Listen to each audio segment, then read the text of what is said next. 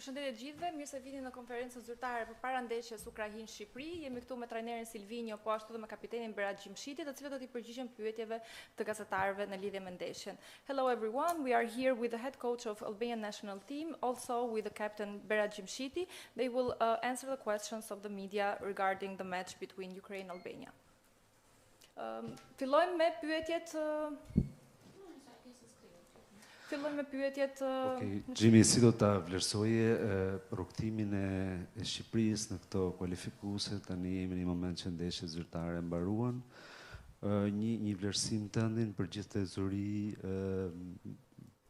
si ka qenë pra Shqipëria dhe një vlerësim. So, Jimmy, can you do like an evaluation of the World Cup qualification for Albania? How have you seen it? I mean, match by match and some kind of analysis at the end. Po, sigurisht që rrugtimi në gjithsesi ka qenë shumë i mirë dhe shumë pozitiv.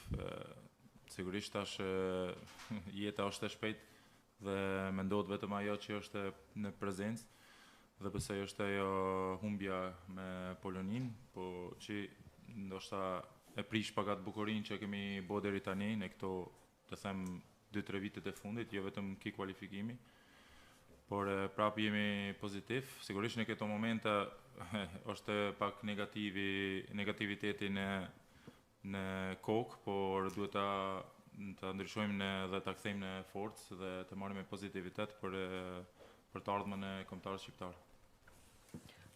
It's been a very good journey, actually a positive journey. Of course, we are living in a fast life, and the only thing that we can think right now is the present, and of course, is the last match against Poland, the defeat that we had. But and this is a match that actually kind of ruins the beauty of what we have achieved during these 3 years. But of course, we have to try to turn the negative thoughts into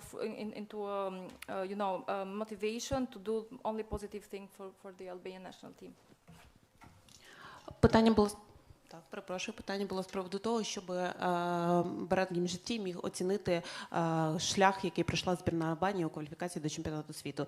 І він каже, насправді я можу оцінити цей шлях як дуже позитивний і дуже хороший період для збірної Албанії. Звичайно, все, про що ми зараз можемо думати, це лише про матч проти Польщі. Ця дуже прикра поразка, яка насправді перекреслила всі наші старання протягом останніх кількох років і наші надії потрапити на чемпіонат світу. Але для нас зараз важливо, щоб ми перенаправили ці наші негативні емоції в мотивацію і в те, щоб ставати кращими.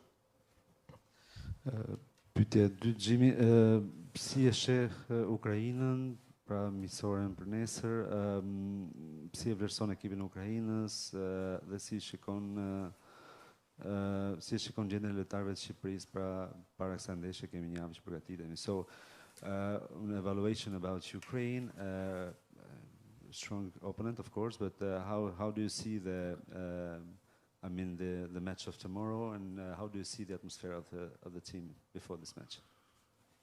Sigurt që ne besoj që edhe kishim atë ndeshjen që kemi humbur kundër Ukrainës para pak kohë dhe besoj është një skuadër shumë e fortë që është në këto nivele, siç të themi jemi ne, siç është Polonia apo Suedia që ishte në këto, të themi Final Four, siç quhet, për atë tiketën e fundit për në botror. Kështu që besoj që duhet të vlerësuar ekipi kundërshtar dhe pastaj si është gjendja e ekipit, siç e thash edhe më herët, sigurisht që jemi të mërzitur, po sa më shumë kohë kalon dhe prapë duhet me kthye atë gjën e fortë, siç e thash më herët, dhe të mendojmë vetëm për këtë ndeshje, të marrim një gjë pozitive nesër në këtë duel. Of course, actually, we have played against Ukraine before, and it's a very strong team, just like actually Sweden and Poland as well, in this Final Four group, let's say, that leads to the World Cup. Of course, we have to appreciate the opponent, and about the teams, let's say our team is feeling sad, but as I said before, we have to try and take our time and turn the negative things into positive things for the future of the national team. А питання було щодо завтрашнього матчу проти збірної України. Як ви оцінюєте опонента і взагалі атмосферу навколо цього матчу, яка зараз відбувається у збірній Албанії? І гравець говорить про те, що ми вже грали зі збірною України, і ми розуміємо, що це дуже сильний опонент, і ми готуємося до цієї гри. Але я можу сказати, що це, якщо ми оцінюємо групу, яка мала виходити на чемпіонат світу, це і Швеція, і Польща, це всі сильні опоненти, проти кого б ми не грали. Ми б зараз готувалися дійсно до важливого поєдинку, але наразі це товариська гра, і, як я вже сказав, можливо, там ми не маємо мотивації великої, але нам потрібно зараз всі свої негативні емоції, які всередині команди, перенаправити в позитивне русло і знайти мотивацію для того, щоб зіграти сильний матч.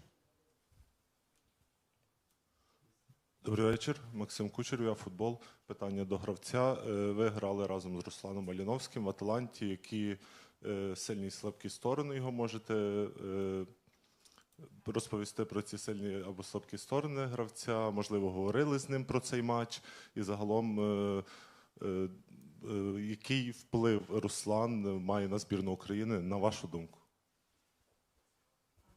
The question to the player. You played with Ruslan Malinovsky in Atalanta. Could you just describe his strong and weak sides as a player? And what's your opinion? How does he affect on the national team of Ukraine? What is his influence in Ukrainian national team? Ju keni luajtur me një lojtar të ekipit të Ukrainës në fakt tek Atalanta. Si ndikon ai, çfarë impakti ka ai tek ekipi i Ukrainës dhe si e vlerësoni si lojtar? Vlerësimi është shumë i lartë, kemi kalu disa vite bashkë shumë pozitive në tek Atalanta dhe unë vlerësoj si lojtar, edhe si djalë, edhe akoma më shumë.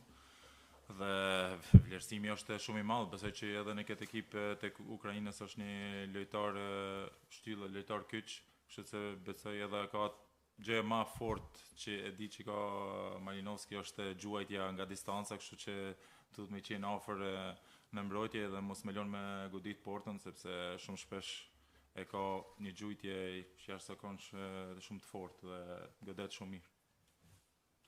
Yes, actually, I have a very high appreciation about him. We spent a few years at the Atalanta team, but also I appreciate him as a human, as a man. Also at the Ukrainian national team, he has a very key role, and one of his strongest points is actually shooting from the distance, so we have to stay close to him to not give him space to shoot from the distance. Я дуже ціную Руслана як гравця. Ми 2 роки грали спільно в Аталанті, і він неймовірний гравець, але ще більше я його ціную як людину.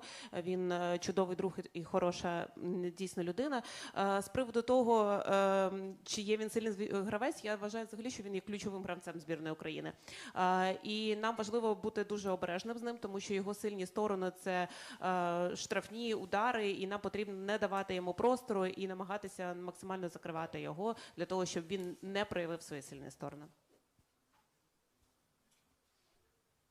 Do you have any other questions for the player? No. Sorry guys, Okay. no. He's available. Kemi mbaruar me pyetjet me kapitenin Brad Gjimshiti, ai do të kthehet për të bashkuar skuadrës në stërvitje, ndërkohë që do të vijojmë me pyetje për trajner Silvinho.